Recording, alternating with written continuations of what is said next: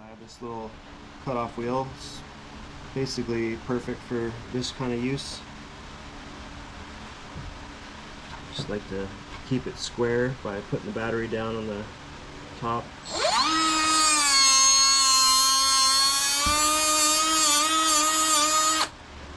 Just going to let the blade do the work.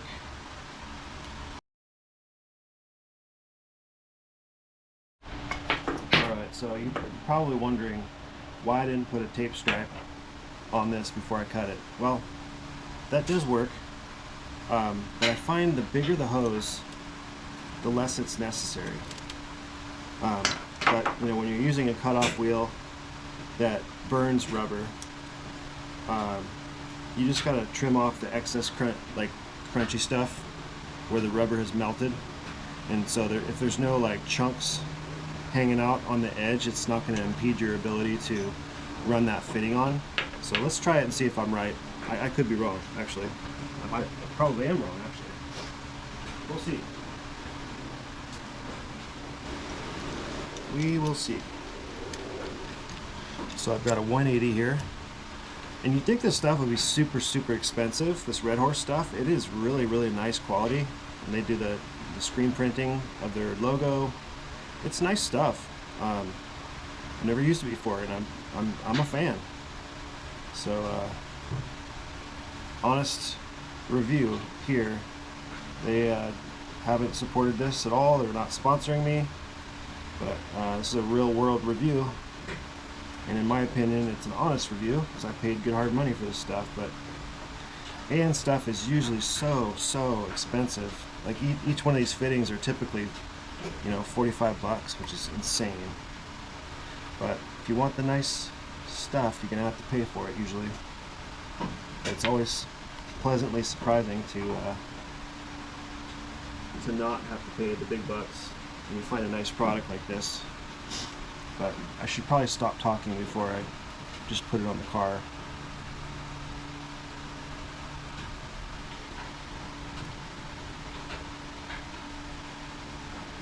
And blowing this out with a compressed air and contact cleaner, it's not super important in this application, but if you're running oil lines and stuff like that, you definitely want to make sure that they're cleaned out.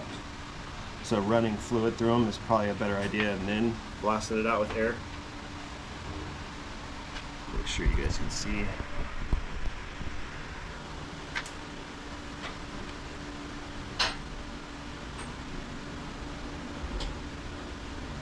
You want to use soft jaws on this unless you want to scratch your nice new fitting.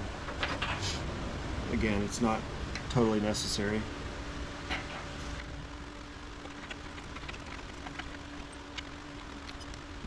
Now, something good to always do when you're making these fittings up. Sometimes it'll jack the hose right out of the bottom, and you won't even know it's going to fall apart. So give it a good tug before you pull the hose out of or pull the fitting out of the jaws, because you want to make sure it's tight and it's captured inside that fitting.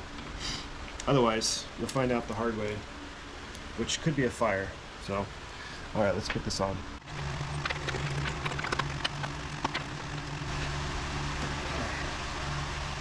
So now you can see how it runs downhill. So from there, underneath the wiper motor, and then it's still, I guess it kind of, I suppose it could hold some fluid right here, but I think more importantly, it's, if you go down like this, and it ends up at a lower point, especially just rolling this fitting down here. So on to the next one. Here we are with the passenger side, 90, or one of two 90s on the passenger side. Same story, same dance.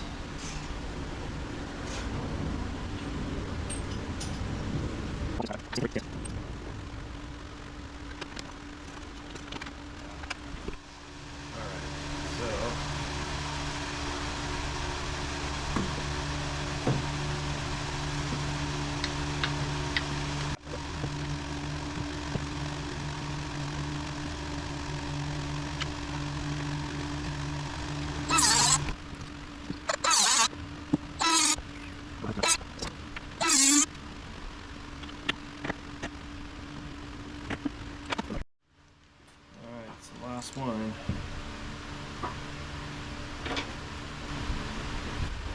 Yeah, I've used a ton of different companies, and boy, I don't know if it's this hose, this braided black hose, but I've used the stainless steel braid on my truck, and not only did that stainless steel hose cut your hands really bad, it was just harder to work with. But I'm not sure if it's the brand or if it's just the type of hose that made it harder to work with. But man, I remember struggling a lot with installing that stuff. So Red Horse might be the new go-to, and they're, man, reasonably priced. I was really surprised. I'm pretty sure it's made in the USA. I could be mistaken, but not, I mean, you can't really put too much emphasis on that. If it's a good product, I don't mind using it. Obviously you want to support US companies, but let's face it, it's, in the car industry it's not always possible.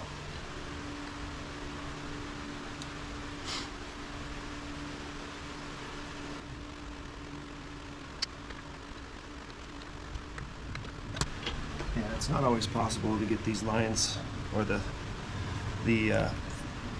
fittings to line up to where like this is flat and this is flat.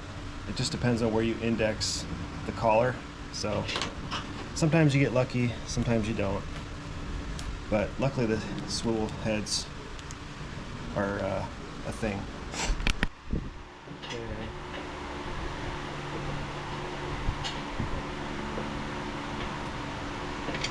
Really nice to get this wrapped up.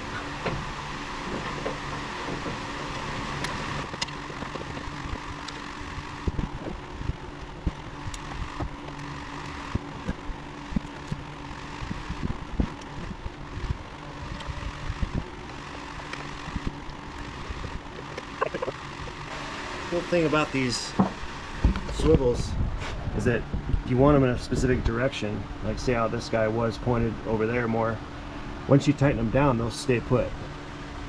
Like you can't swivel them when they're tight, so you get them in the direction you want and then you lock them down. So I'd say that's pretty cool. It's definitely approved. So I'm happy with that.